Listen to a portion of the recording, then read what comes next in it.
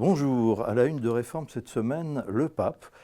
Et oui, ce nouveau pape dont toutes les télés ont suivi avec passion l'élection. Notre dossier examine les attentes vis-à-vis de Léon XIV en matière d'œcuménisme. Et puis dans l'éditorial de Réforme, Antoine Nuis observe que le pape se présente comme un fils de saint Augustin, celui-là même dans le grand livre politique, La Cité de Dieu, appelait à une parole d'évangile dans un monde qui s'écroule. À l'époque d'Augustin, c'était l'Empire romain qui s'écroulait. Aujourd'hui, c'est plutôt l'ordre international qui s'écroule.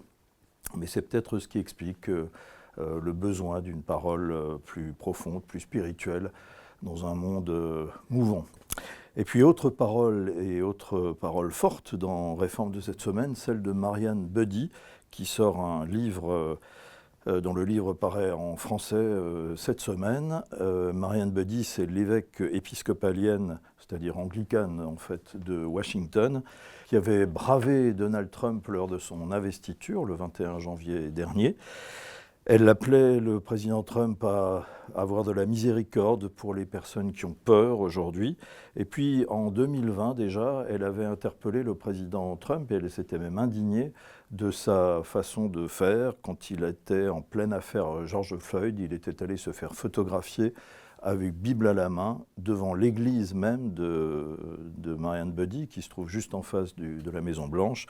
Et ces images avaient là aussi fait le tour du monde. Et on avait salué à cette époque-là, à ce moment-là, son grand courage.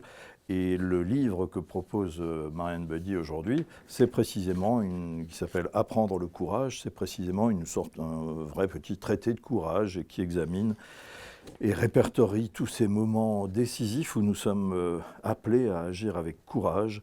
Et elle montre qu'on peut y arriver avec l'aide de Dieu et de plein d'autres choses. Et son livre est un viatique tout à fait utile.